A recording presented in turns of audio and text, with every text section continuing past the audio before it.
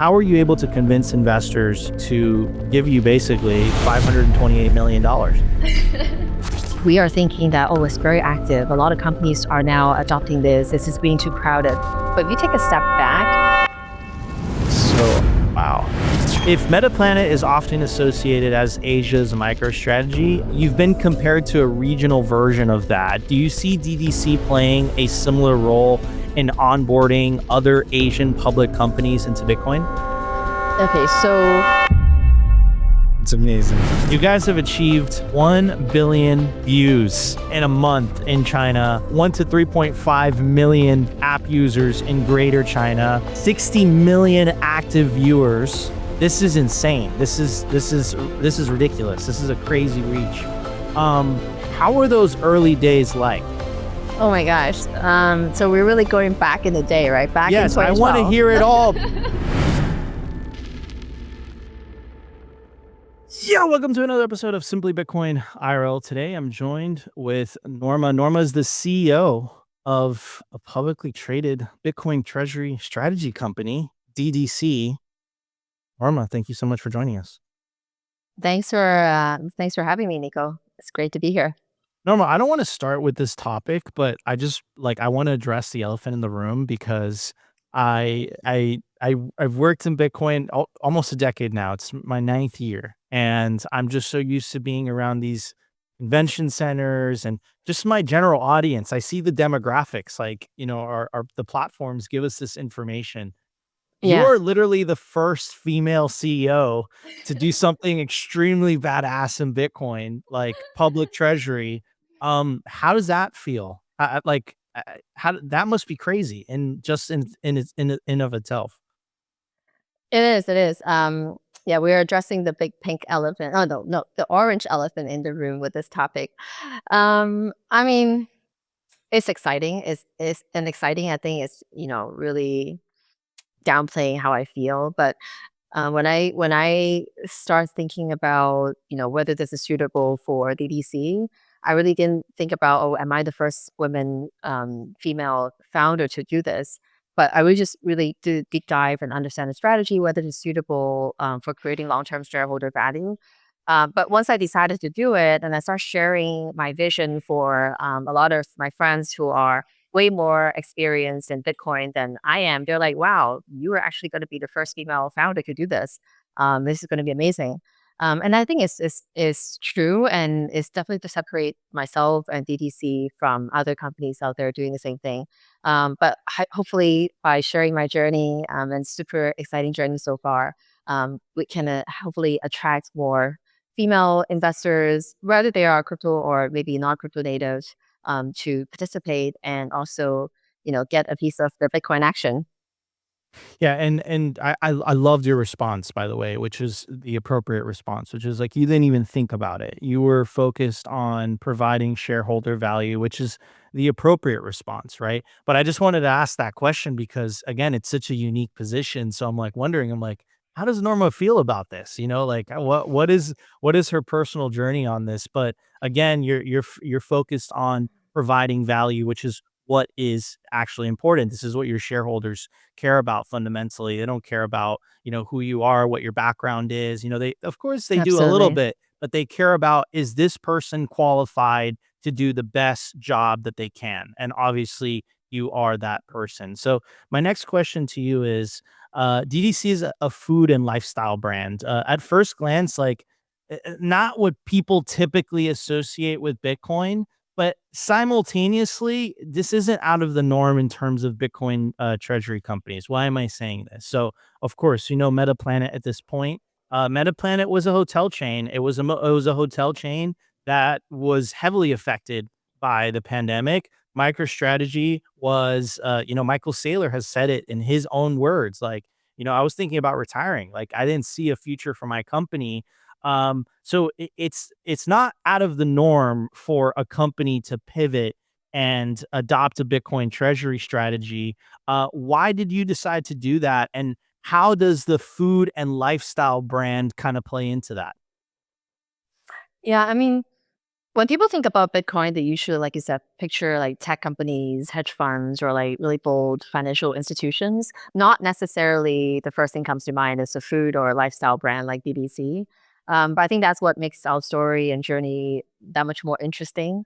And to your point, is not out of the norm because we are part of that small but growing group of companies really breaking the mold and I think showing the world that Bitcoin isn't just for Wall Street or Silicon Valley or the crypto native, but it is for any businesses looking to protect and grow value for its shareholders, no matter the industry, right? It could be in hotel, software, or us in food. And that's kind of, and there's also like an outdated misconception that Bitcoin is only for risk takers. But I think the entire landscape is changing really rapidly. I think more businesses now are realizing that Bitcoin's unique characteristics. I don't need to preach to the choir here, like, scarcity, decentralization, and transparency. Transparency really makes it a powerful, store of value. With the macro environment that we are in right now, I think Bitcoin is definitely has this unique characteristics for built-in safeguard against inflation. And for business owners, I mean, that is something that is increasingly important now in today's, global environment. At DDC, our sorry, my long-term vision for DDC now is really to it's always been empowering and inspiring people to cook at home. But at the same time, like being the CEO, like my role is definitely always thinking about how to safeguard the financial future for the company and everybody that depends on DDC, right? From our staff, our team member, investors, partners, and the community. So I think integrating Bitcoin into our treasury it's not just like a strategic move, but it is something that helps us build resilience against everything that's going on around the world, right? Macroeconomic shocks and also currency devaluation. Um, so I think, that's how I see the two intersect. But yeah, we're definitely still thinking about how to also integrate Bitcoin into the underlying business model to make it even more exciting and efficient. So, did DDC find itself in a very similar position to MicroStrategy and to MetaPlanet, where you essentially saw the Bitcoin Treasury strategy as a necessary pivot in order for your company's future success? Um, I think I would call it as an addition and a step up in our strategic move, rather than pivot. Because the food business underlying is still growing at 30 to 40% a year. We're expected to generate about 2 to 3 million in free cash flow in 2025. So we're still growing the food business. But I'll give you an example why I think, and we're seeing by adopting a Bitcoin accumulation strategy to DBC really completely changes the narrative and repositions us in a very positive light to the investment community. Before we announced our Bitcoin plans, right? DDC was a very, very small, I would say, ultra micro cap company. Even though we have a growing business, but we have very little market like recognition. We had $8.5 million in net cash. Like I said, our business model generating 2 to 3 million free cash flow in 2025. If you look at food and lifestyle in general, it's relatively recession proof. But despite all of these things, our market cap at that point was 6 million. We were trading Oh, below wow. our net cash, so clearly undervalued. And the turning point really came when we publicly announced that we are committed to Bitcoin's treasury strategy, and not just saying we are going to do it. We really start seeing a run up in the share performance. 2 days. One is when I dropped my Bitcoin manifesto on I think 27th of May, a couple weeks ago. And then 2 days later, we also announced that we had completed our first 100 Bitcoin purchase. And I think it's that type of, conviction and follow up by action and execution that really, draws the attention from the investment community. So, like I said, investors immediately saw us I think, in a new light, right? Um, Not just as a stable food business, but someone that's willing to innovate and also take calculated risks for long-term gains. So that is just my experience and in seeing how just by doing this, and it's a big move. It also really puts DDC, and I'm sure same thing for a lot of companies down the road, into a completely different category. And just to be specific, right? This is a company that essentially is generating cash flow. This isn't just a holding company. And what, as you just said, you decided to augment that strategy, that revenue that you guys have already, fought for. You guys have, Generating and I saw growing, that you're a absolutely. founder too, so you understand what it means. You have to bleed a little Absolutely. I bit mean, and we suffer. work so hard to build the business and we're like thinking every day, say, how do we expand the margin? How do we like, preserve our cash and generate more profits? And Bitcoin helps us save that profit that we work so hard for every single day, day in, day out. And so that I think Absolutely. that's really important. Yo, I want to tell you about the best place to build your automatic self custody Bitcoin stack. I'm talking about bitcoinwell.com. What makes bitcoinwell.com different is that it's a completely non custodial platform, meaning as soon as you buy Bitcoin and the funds clear, it goes straight to your self custody Bitcoin wallet address. And that perfectly aligns with the Simply Bitcoin ethos of the separation of money and state. Support Bitcoin on ramps that are self custody by default. To get started, go to bitcoinwell.com today. It takes 2 to 5 minutes to sign up, and bada bing, bada boom, you're ready to buy Bitcoin. And I have a question for you. So you guys made an enormous announcement, $528 million. Seeing the market cap of your company was like around, you said 6 million, I believe, not too long ago. How did you manage to raise so much money with a market cap of 6 million? I mean, and to give you credit, right? Generating $2 to $3 million in cash flow on a yearly basis is no easy feat. So I commend you for that. Yeah. But how were you able to Thank you. convince investors to give you basically $528 million? Okay, so 6 million was before we announced the Bitcoin strategy. After purchasing the 100 Bitcoin, we quickly re-rated in the past maybe 2 to 3 weeks.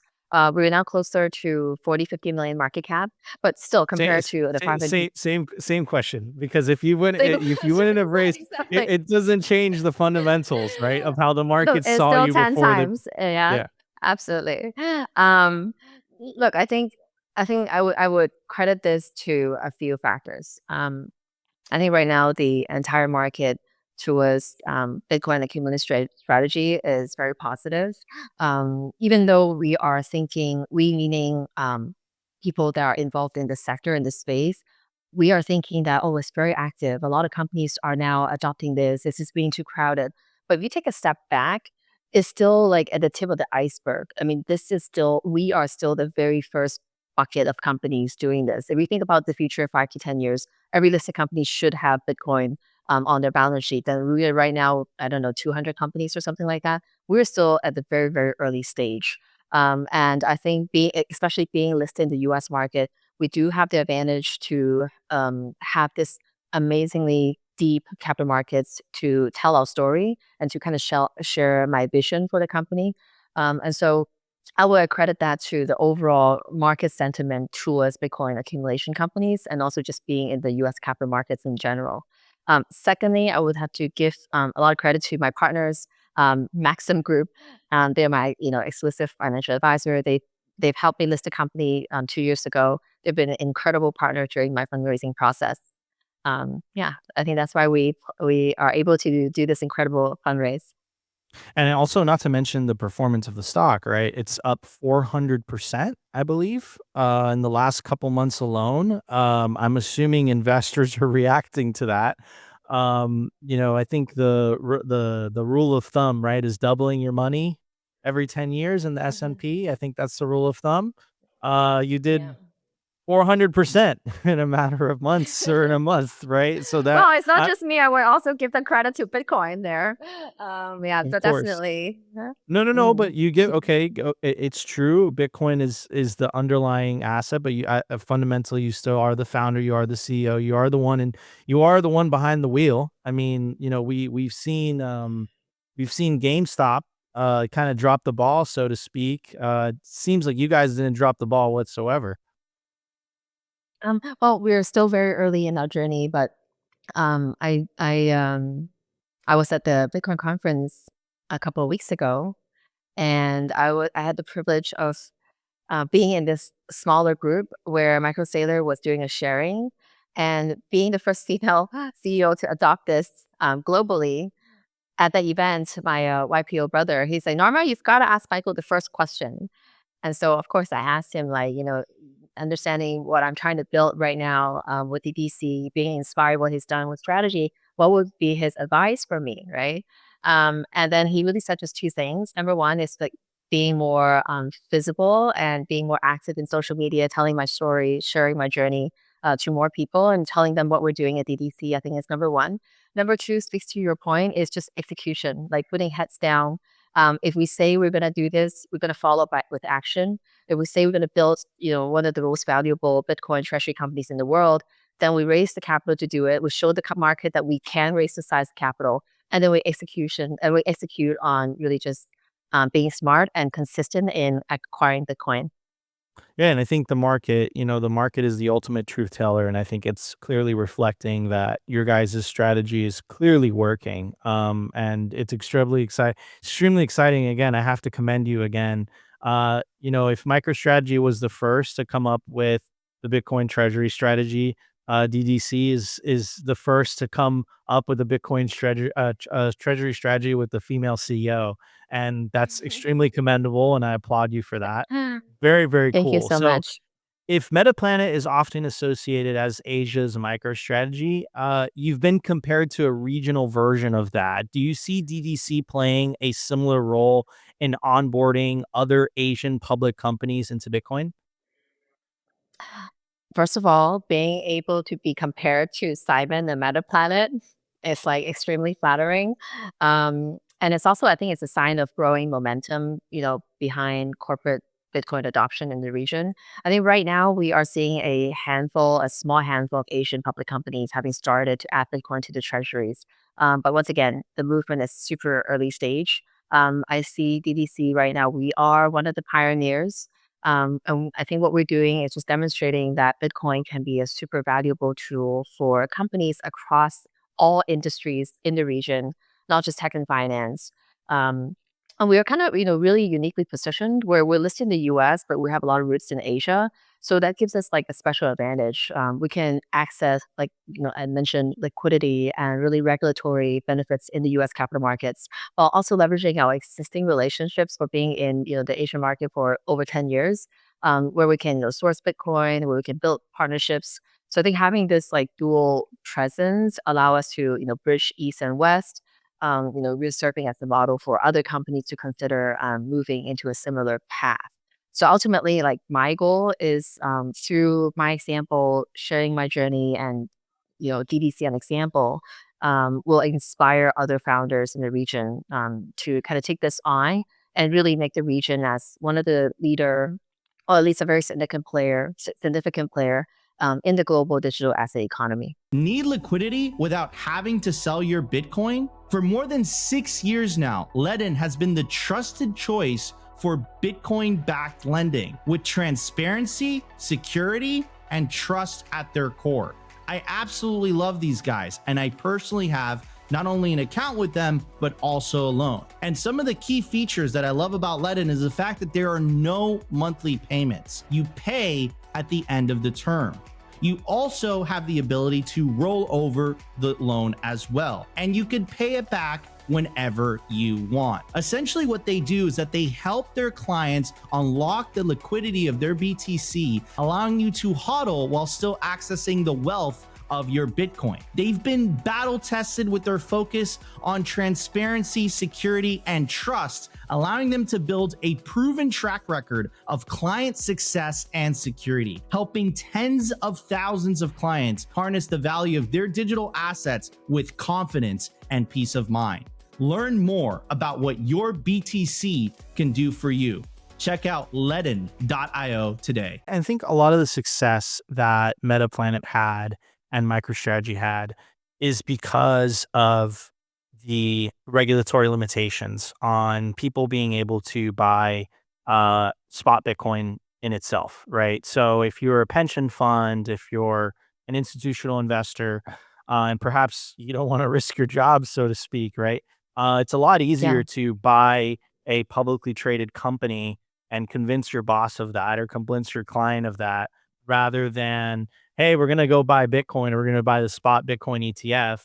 I'm connecting the dots in my head while we're having this conversation. Do you think a lot of investors in Asia are seeing DDC as a way, as a proxy, as a way to get exposure to Bitcoin within the American capital markets, which gives them a tremendous amount of upside? Yeah, I think absolutely and definitely we're seeing that. And once again, I think that differentiate us also putting two things together. Not just are we having that Asia access, right? But we started as a food company, and I started creating cooking content for a lot of audience, like millions of audience, in that market for the past 10 years. Of course, like in the most recent few years, I've been too busy that I don't do as much cooking content anymore. But it's really like a household brand, and so I think it plays to a very unique position where we are a trusted household brands in that market, but at the same time, it gives investors who are interested in the US market or who have access to the US market something super exciting and something that can bring them tremendous amount of upside with an investment through a Bitcoin adoption, a Bitcoin accumulation strategy. So yeah, I definitely see that as a very unique position for us. We're going to continue to expand the narrative and continue to share the same messaging that we do in the US, same thing in the Asia region. Absolutely. So Asia has a different regulatory environment, culture, and also different kind of financial relationship with Bitcoin as is. What unique challenges or opportunities do you see in leading Bitcoin adoption there?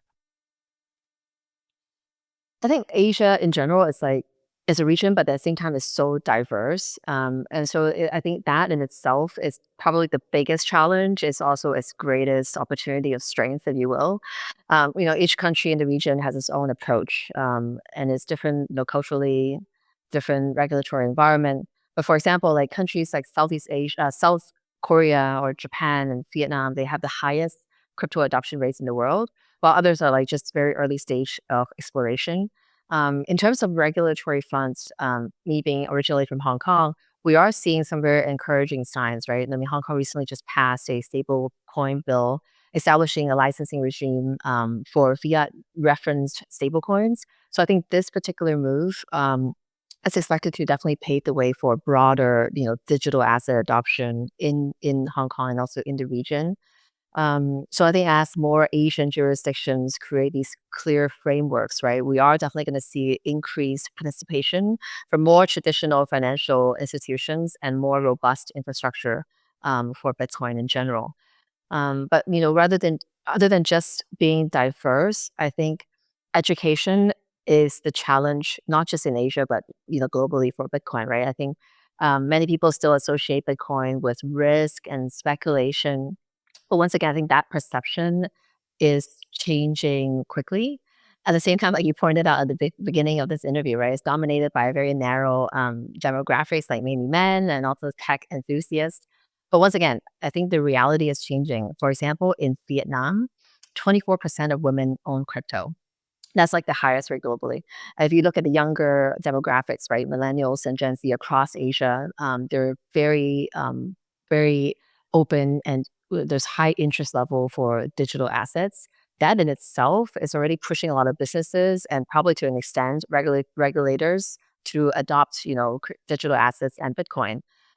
So I think, as the CEO, I see an opportunity to help kind of break these barriers, once again, sharing my experience and also educating stakeholders, we can definitely make Bitcoin more accessible and just relevant to a much wider audience.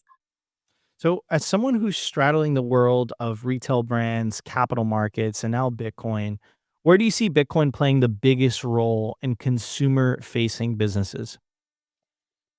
So I took like last year when I started looking doing deep dive into the accumulation strategy, I did spend a lot of time thinking, okay, can we integrate Bitcoin and the underlying consumer business? And I think the most significant role that Bitcoin can play in consumer facing business, aside from the store value and just innovation in general, is really consumer engagement. I think millennials and Gen Z, like I said, are very open to digital currencies. And so, for DDC, what we're seeing is, and what we're planning to do, and we're going to launch later this year, is really use Bitcoin also as a tool for building deeper relationship with all of our customer base, right? I mean, with millions of consumers buying our products from the shelves in supermarkets. So now we're building and integrating several solutions that can offer Bitcoin related promotions and down the road payment options that so, hopefully we can bridge a very traditional consumer business to a more, I would call it, Bitcoin forward future. Yeah, so our goal is really to make Bitcoin accessible, once again, appealing to a broad audience. Hopefully, it can mobilize and also activate our millions of consumer base. At the same time, we're also exploring different partnerships, so we can appeal not just to the consumers that are buying our products, but if we can do joint promotions with other consumer brands, imagine the reach that we can really expand quickly and really push out the Bitcoin adoption at the retail level. I want to give a shout out to our partner, sat123.com. Sovereignty isn't just about your money, it's about your communications too. When the grid goes down, most people go dark. Cell towers fail in hurricanes, cyber attacks, and blackouts. But satellite phones, they don't rely on local infrastructure. Iridium has 77 satellites in orbit, giving you a direct line anywhere in the US, even offshore. If you hold your own Bitcoin keys, you should hold your own comms too. Sat123.com also has everything you need to start building your Bitcoin citadel. Starlink, battery backups, Faraday bags to protect your hardware wallets, and much, much more. It's a one-stop shop for anyone serious about resilience and off-grid independence. Stay connected, stay independent, stay sovereign. Go to sat123.com/simply today and use promo code SIMPLY to get 15% off anything on the store. One of the things that you said earlier, which really kind of fascinated me, which is the fact that you yourself are a content creator, right? Or you were a content creator before, and Yeah. it's interesting too because obviously, you've had a lot more years doing this than I have, right? Originally, the company was founded in 2012, right? So you've been doing this for much longer time than I have, right? Simply, we started in 2020.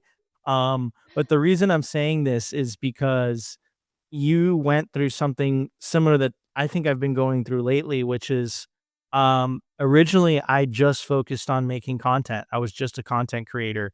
And now, like I would say over the last year or so, it's weird even saying this to someone, as successful as you. I've had to put on this CEO hat on, and I've drifted a little bit further away from kind of the content creation side and more to okay, how do we generate more revenue? How do we get more relationships? How do we generate more partnerships? But I really want to focus on the content creation aspect of that because that holds a very special place in my heart. So Norma, Absolutely. you Yeah. guys have achieved 1 billion views in a month in China, 1 to 3.5 million app users in Greater China, 60 million active viewers. This is insane. This is ridiculous. This is a crazy reach. How were those early days like? Did you just take your phone like we all did and you're like, "Okay, you know what? I'm gonna start making content," and you just went viral? Is that what happened? Oh my gosh. So we're really going back in the day, right? Back in Yes, I wanna 2012. hear it all because from a content creation perspective, I Yeah. understand completely what those Yeah. early days are like, when you upload a Yeah. Yeah. video and you get 5 views, right? Absolutely. Absolutely. Yeah. Okay. So early days, the start of the DC was driven by my passion for cooking, right? And then I grew up in the States. I grew up in Seattle, but when I moved back to Hong Kong, nobody was cooking at home. So I'm like, I want to create something that can encourage other It's people to amazing. enjoy cooking, right? I love that. Same thing here. Like we love Bitcoin. We got to promote it and educate more people. It's the same passion.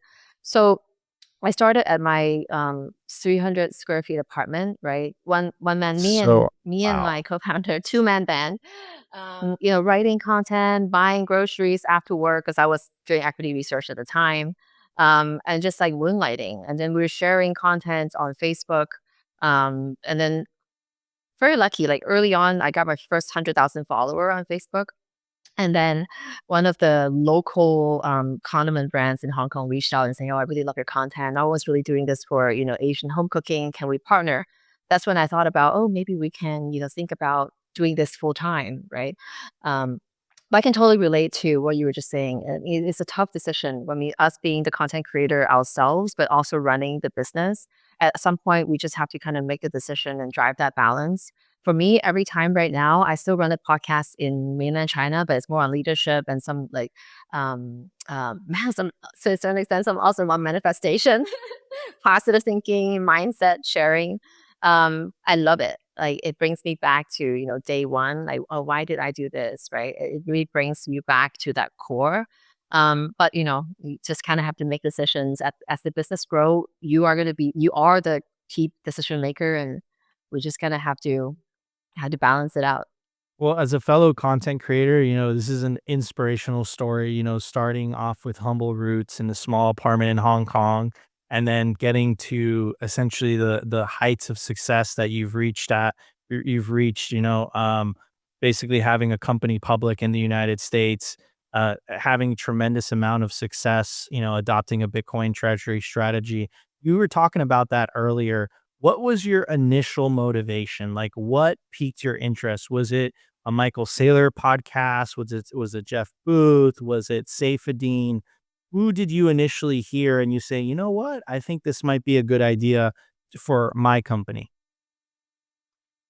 So I have to accredit this to one of my very long-term investor. I mean, he invested in DDC when we were doing content back in 2015.